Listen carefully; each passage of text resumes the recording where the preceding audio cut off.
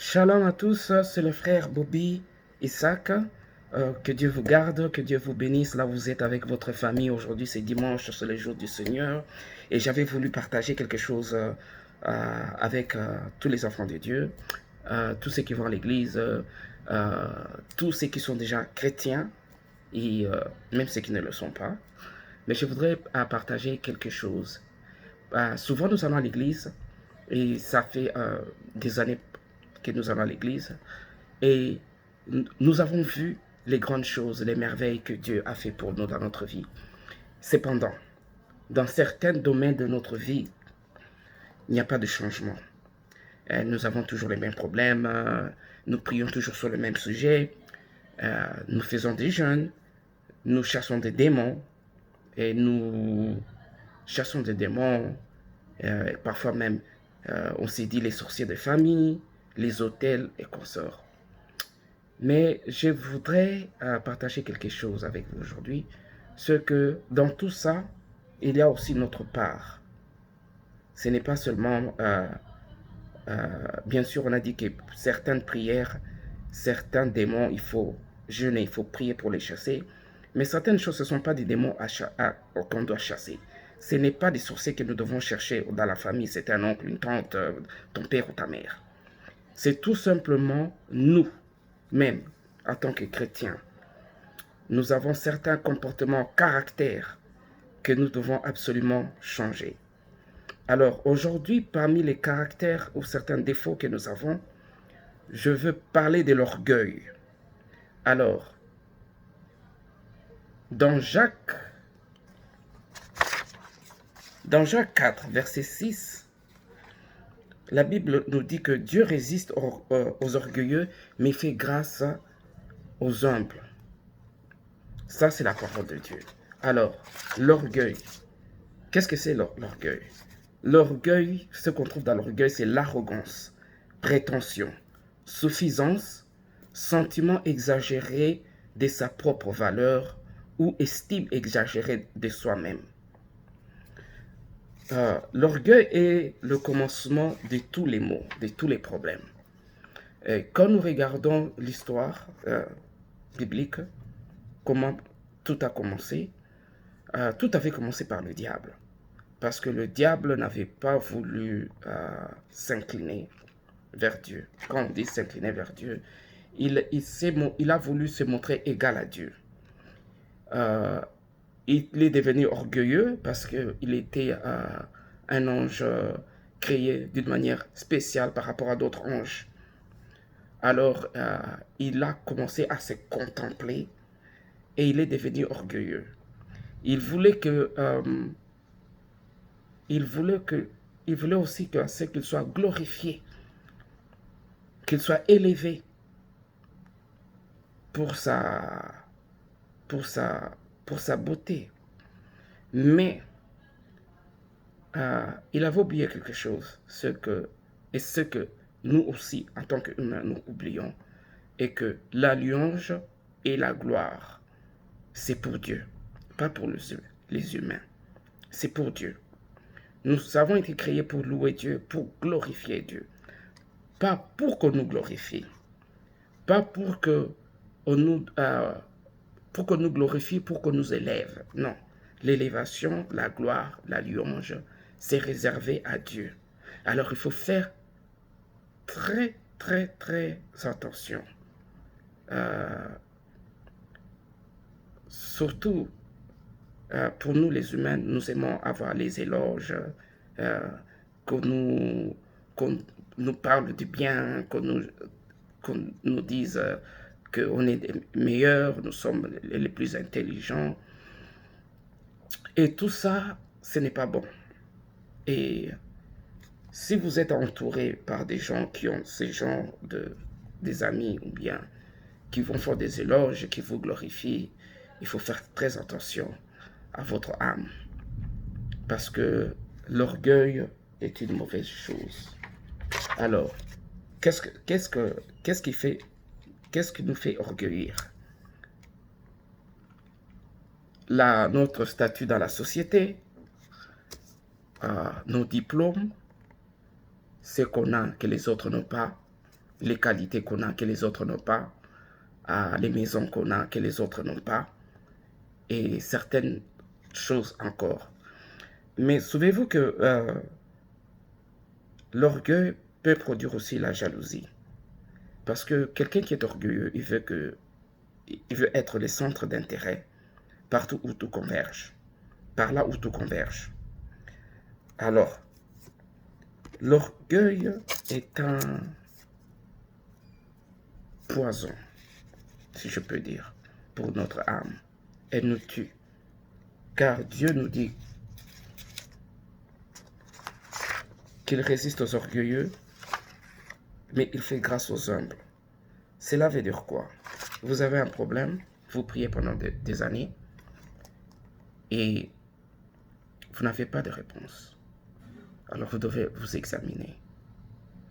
Si vous êtes fier, ou si vous dédaignez les gens, parce que si vous dédaignez les gens parce que vous avez des diplômes, parce que vous avez un titre, n'importe, parce que si nous regardons très bien, l'orgueil peut atteindre tout le monde. Tout le monde peut avoir cette sémence, cette mauvaise sémence en lui. Et nous en retrouvons aussi chez les pasteurs. Nous trouvons ça aussi chez les pasteurs.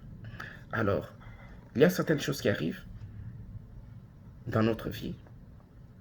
Dieu permet que cela arrive. Pourquoi? Parce que Dieu, ce n'est pas quelqu'un qui t'a calé, qui t'empêche de succéder dans ta vie, mais c'est Dieu lui-même. Pourquoi? Parce que Dieu lui-même dit qu'il résiste aux orgueilleux. Donc, il y a certaines choses dans ta vie que tu désires avoir, tu ne l'auras pas. Tant que tu ne vas pas enlever cette semence d'orgueil. Parce que cette semence d'orgueil n'a pas d'amour en lui, ça n'apporte pas l'amour. Parce que celui qui aime les autres, c'est une personne qui est humble. Parce que tu veux le bien des autres. Ce que tu as, tu aimerais bien aussi à ce que ton frère l'ait. Mais quand on voit l'orgueilleux, c'est plutôt quelqu'un quand il veut être le seul. Il veut avoir les éloges, qu'on lui dise, qu'on le loue, qu'on le glorifie pour ce qu'il a, pour les titres qu'il a, pour les diplômes qu'il a, pour la position qu'il a, dans la vie, dans la société, dans la famille, n'importe où. Alors, ça, ce sont des histoires qui Dieu n'aime pas. Et Dieu est cela. Alors, au lieu que Dieu soit dans ton camp, Dieu va faire dans d'autres aspects de ta vie, mais dans certains aspects, Dieu ne va pas faire jusqu'à ce que tu enlèves cette semence-là de l'orgueil en toi. Parce que l'orgueil, quelqu'un qui est orgueilleux n'a pas vraiment l'amour de soi. L'amour des autres. Il a seulement l'amour de soi-même, mais il n'a pas l'amour pour les autres. Parce qu'il veut être le centre d'intérêt. Il veut qu'il soit le seul. Et c'est là, dans l'orgueil, il y a beaucoup d'autres péchés qui naissent par l'orgueil. Et l'orgueil attribue à lui-même, un orgueilleux attribue à lui-même le mérite pour ce que Dieu a fait pour lui. Cela veut dire quoi? Je vais donner un exemple. Aujourd'hui, Dieu t'a fait grâce. Tu es docteur, tu as un PhD. Dieu t'a fait grâce. Et tu as eu des parents, peut-être, peut-être pas, mais tu as eu l'opportunité d'étudier et d'arriver là où tu es. Alors, il y en a d'autres qui sont même peut-être plus intelligents que nous, mais qui n'ont pas eu cette occasion, cette opportunité d'atteindre ce que nous avons atteint dans notre vie. La personne n'a pas eu l'occasion d'avoir des diplômes comme toi, d'avoir un PhD, ou d'avoir un titre que tu as, ou de travailler dans une compagnie là où tu travailles. Peut-être vous avez étudié ensemble. Lui aussi, il a eu des diplômes comme toi. Mais malheureusement, il n'a pas pu avoir le travail que toi tu as. Il n'a pas pu avoir un bon travail. Mais alors, il ne faut pas qu'on s'enorgueillisse. Mais il faut plutôt dire merci à Dieu pour cette grâce, pour cette opportunité que tu m'as donnée d'être là où je suis. Il ne faut pas s'enorgueillir. Il ne faut pas voir les gens avec qui tu étais avant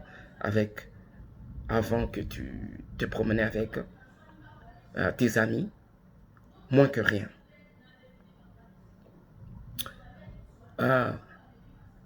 Se détacher de ses amis parce qu'aujourd'hui on a un titre, ou bien on a des diplômes, ou bien Dieu vous a placé parmi les grands de ce pays ou de ce monde. Cela ne veut pas... si vous faites cela, vous vous séparez à cause de cela, eh bien, c'est une mauvaise chose. Parce que vous ne savez pas qu'est-ce que réserve le futur. Et vous ne savez pas comment est-ce que Dieu pourra élever un de vos amis demain.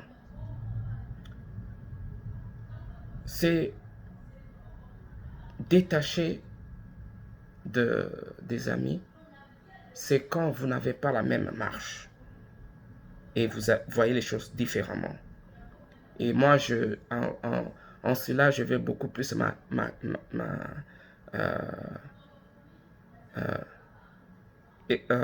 parler sur la vie spirituelle.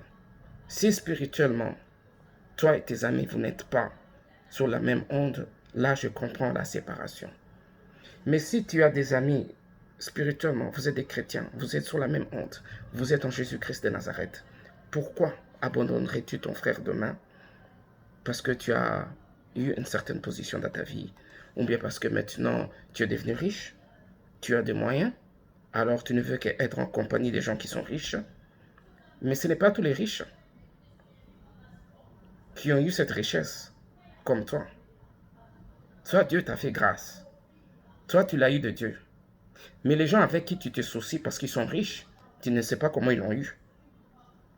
Il faut faire très attention. Et dans cela, je voudrais dire, je ne veux pas donner beaucoup de versets. J'avais donné Jacques 4, verset 6. Et maintenant, je veux vous donner Ésaïe 14,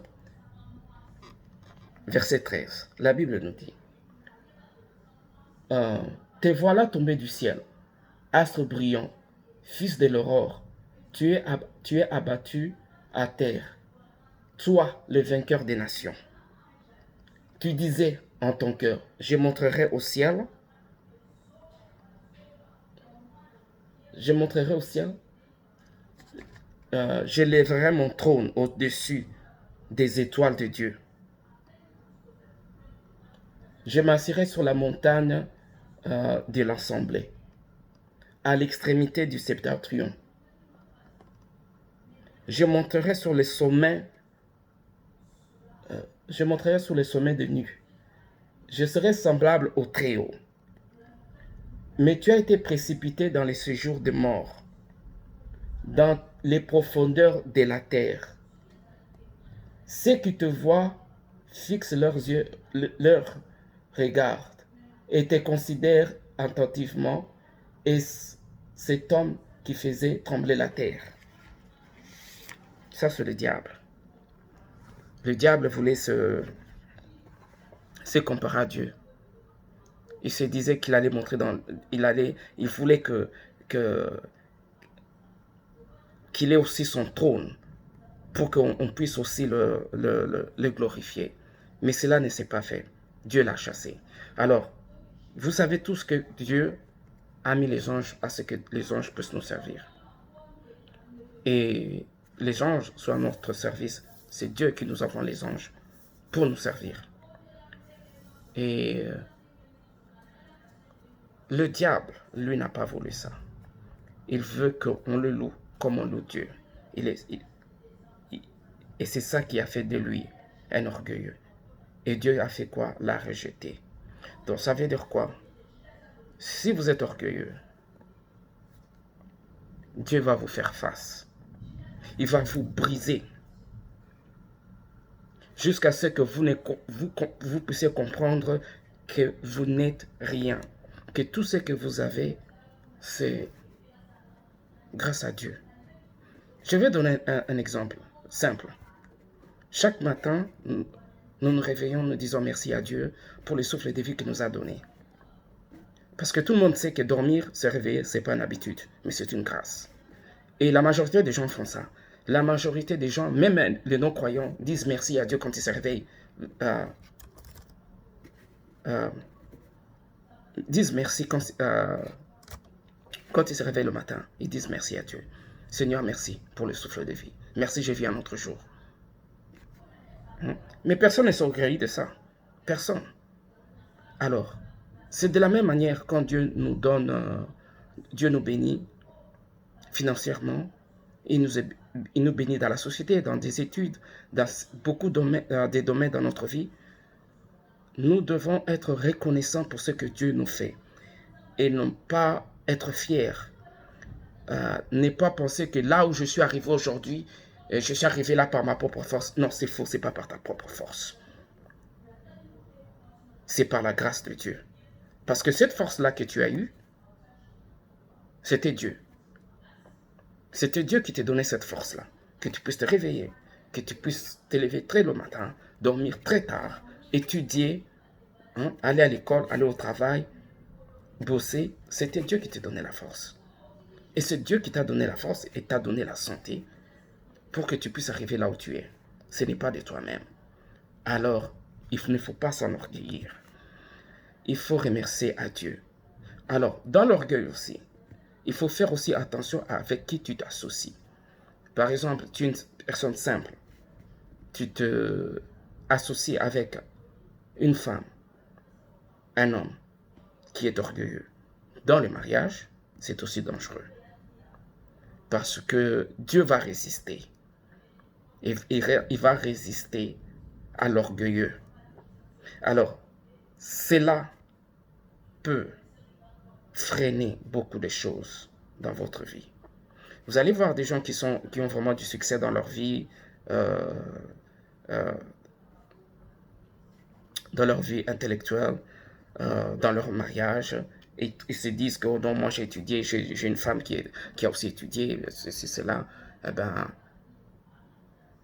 mais la vie quotidienne de tous les jours, parfois ce n'est pas facile. Ce n'est pas facile. Et vous pensez que cela allait être facile parce que vous vous dites que nous avons le même la vision est la même pour nous deux.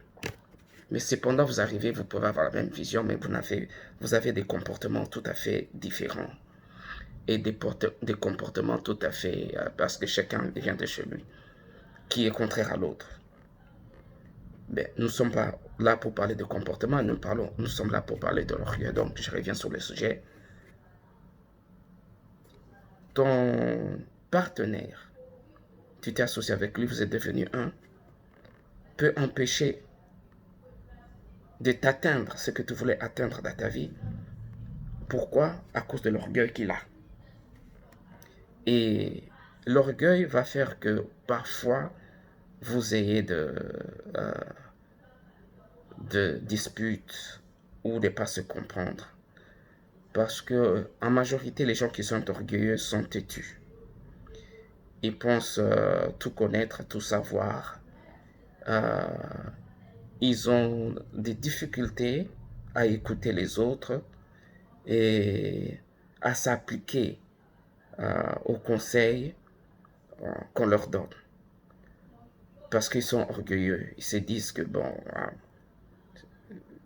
qu'est-ce qu'il a à me dire? Lui, la personne qui me donne les conseils, il n'a rien. Et qu'est-ce qu'il va me raconter? La personne qui me donne des conseils, il n'a même pas les traits comme moi. Et il n'a même pas étudié comme moi. N'importe quel que soit les conseils que tu puisses recevoir. Parfois, on reçoit même les conseils chez les pasteurs, mais on n'écoute pas. Et les conseils donnés par les pasteurs ou bien par les prophètes, Parfois, nous pensons que c'est un homme qui est en train de te parler, de te donner des conseils, mais parfois, c'est l'Esprit Saint même, l'Esprit de Dieu qui te parle. Alors, ne pas écouter, c'est résister. Et quand tu résistes à Dieu. Et tu résistes à Dieu sans pourtant le savoir.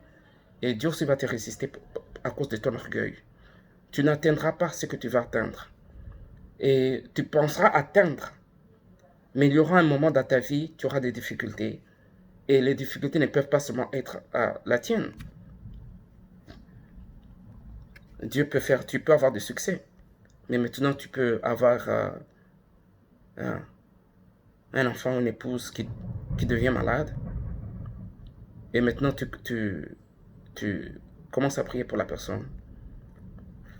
Mais Dieu n'agit pas. Pourquoi? Parce qu'il veut que tu changes. Il veut que tu viennes humble.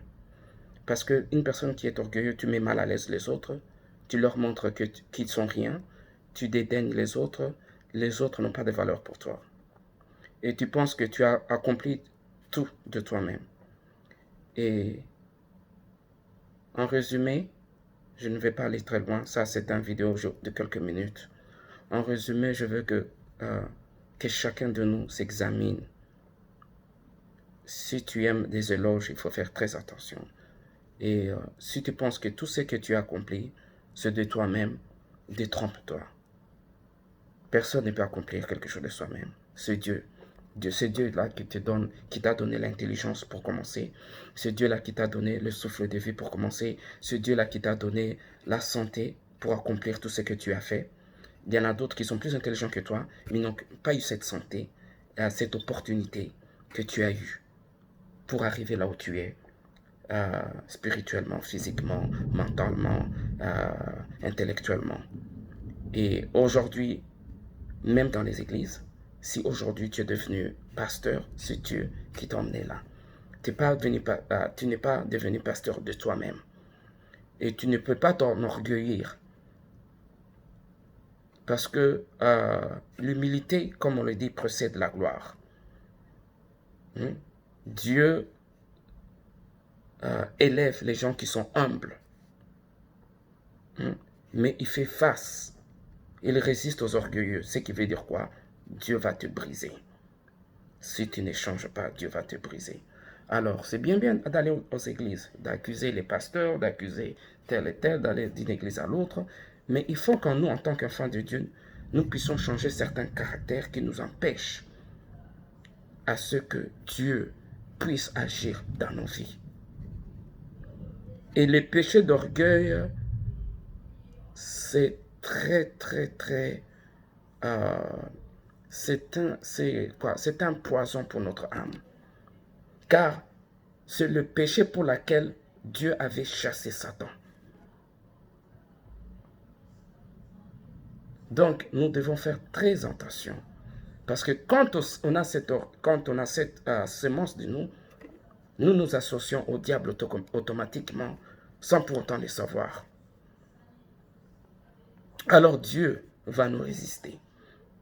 Il va nous résister. C'est écrit dans la parole de Dieu, ce n'est pas moi qui le dis, mais Dieu va te résister dans ta vie. Alors nous prions. Parfois même on demande à Dieu de nous bénir. Mais quand tu demandes à Dieu de te bénir, financièrement, tu veux que Dieu te bénisse, que tu aies des millions, que tu aies l'argent. Mais c'est pour quel but? Est-ce que tu te dis que non, moi je vais avoir l'argent, je vais devenir riche pour l'intérêt de Dieu, pour que l'évangile de Dieu aille à l'avant, ou bien pour acheter, c'est bien d'acheter de belles maisons, de belles voitures, mais est-ce que tu vas acheter ça pour montrer aux autres que voici, vous n'avez pas de maison comme moi, ceci, cela. Non, si c'est pour s'enorgueillir, c'est difficile, mon frère, ma soeur, que la bénédiction que tu es en train de demander, que Dieu te l'accorde. Dieu est un Dieu juste. Dieu est un Dieu juste. Dieu prend celui qui était dans la boue, qui n'était rien, et peut le faire devenir une grande personne. Il ne fera pas attention que cette personne ait étudié ou pas, mais si Dieu veut l'élever, il va le faire. Hein? Vous prenez le cas de ce qui se passe au Congo, chez nous. Hein? Certaines personnes qui sont devenues présidents aujourd'hui, qui étaient présidents, mais quand on le regarde, leur passé, paraît-il, étaient des taxements. Tu comprends? Donc, tout ce que je peux dire que au peuple de Dieu, examinons nos voies, examinons-nous. Si nous avons quelque fierté en nous, par les titres qu'on a, ou bien par ce que nous avons eu, diplôme, diplôme ou titre au travail, partout dans la société, même dans l'église. À l'église aussi, nous trouvons des orgueilleux parmi les pasteurs, parmi les choristes, les anciens de l'église. Quelque part, tout le monde devient orgueilleux. Certaines personnes deviennent orgueilleuses et se disent que non, moi j'étais ici les premiers, je suis l'ancien de l'église, ça, ceci, cela ne pas faire, ils doivent passer par moi. Non, non, non, non, non, non, non, non. Mon frère, il faut être simple. Si tu es simple, Dieu va t'élever. Si tu es simple, Dieu va écouter ta prière. Pour tout ce que tu as dans ta vie, que tu as reçu dans ta vie, please, sois reconnaissant de ce que Dieu est en train de te a fait dans ta vie. Ne traite pas les autres comme rien. Respecte les autres. Montre l'amour à tes prochains. Et ceux qui n'en ont pas, aide-les si tu peux. Ceux qui ne sont pas arrivés là où tu es arrivé, s'ils ont besoin d'aide, aide-les d'arriver là où toi tu es arrivé aussi. Et Dieu te bénira. Parce qu'en faisant cela, tu vas montrer de l'amour. C'est facile de s'asseoir et de critiquer. On a parfois des amis qui critiquent. Tu peux être avec des amis, tu restes avec eux, vous causez, dès que tu donnes les dos, ben celui-là, dans sa vie, jusqu'à présent, il n'a rien, tout cela, il n'a pas étudié, il n'a pas fait ceci, il n'a pas fait cela, il se moque de toi, au lieu de t'aider. On peut se moquer de toi pour beaucoup de choses, parce que tu es malade, parce que tu n'as pas été à l'école, ou bien parce que tu n'as pas de diplôme comme eux, parce que tu n'es pas marié, ou certaines choses. Mais Dieu est bon, Dieu est bon. Et parfois, certaines choses arrivent dans notre vie. Tu vois, certaines personnes qui n'étaient pas malades deviennent malades. Une maladie que tu n'avais pas, maintenant tu l'as. Et certaines choses qui marchaient bien ne marchaient plus bien. Ce n'est pas de la sorcellerie. C'est tout simplement Dieu te fait face. Dieu veut que tu changes. Il veut que tu sois simple et que tu aies l'amour pour tes prochains. Regardez Jésus-Christ, l'enfant de Dieu. Jésus-Christ a lavé les pieds de ses disciples. Cela veut dire quoi? Dans toute sa grandeur, dans toute sa puissance et autorité, Jésus-Christ a lavé nos pieds. A lavé les pieds des disciples. Regardez un peu cette image. Où Jésus-Christ, savez-vous là où Jésus-Christ était né? Dans un mangeoire de bœufs et de vaches. Jésus-Christ est né dans un mangeoire. Le Dieu qui a tout. Mais regardez là, Jésus-Christ est né dans un mangeoire. Et nous voulons nous orgueillir pour des petites choses, pour des choses qui vont périr, qui ne construisent même pas. Parce qu'aujourd'hui, si on meurt, tout va rester. Les diplômes vont rester, les biens, l'argent, tout va rester. Tu es poussière, tu retourneras poussière. Tu ne partiras pas avec ton argent, pas avec tes diplômes, rien du tout. Quand l'heure est arrivée, au revoir, c'est fini. Alors, réfléchissez sur ça. Et pour ceux qui ont ce genre de problème, qui vont retrouver que ils ont ce genre de problèmes. Prie. S'il faut gêner, il faut gêner. Parce que c'est une mauvaise sémence qu'il faut enlever. Une sémence que Dieu est. Une sémence qui peut freiner ta vie. Une sémence qui peut freiner certains aspects dans ta vie. Tu pourras prier pendant des années, crier. Mais Dieu va te résister. À cause de quoi? À cause de l'orgueil. C'était votre frère Bobby Isaac. Que le Seigneur Jésus-Christ soit avec vous et que le Seigneur Jésus-Christ vous fasse grâce. J'espère qu'en cela, personne n'a été... je n'ai pas offensé quelqu'un, mais je voulais vous dire de ce qu'il en est. Dieu m'a mis à cœur de parler de ça. Alors, suis-je mieux que vous? Non, je ne le suis pas.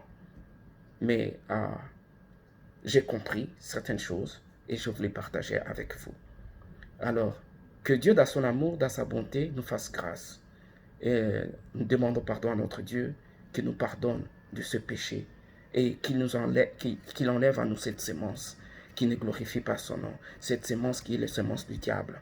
Que cela sorte dans notre vie, dans le nom tout-puissant du Seigneur Jésus-Christ, et que le Seigneur Jésus-Christ nous restaure dans cette vie d'humilité et d'amour pour les autres et pour lui-même. La gloire et la louange ne peuvent qu'appartenir à notre Seigneur Jésus-Christ de Nazareth. Que Dieu vous garde, que Dieu vous bénisse.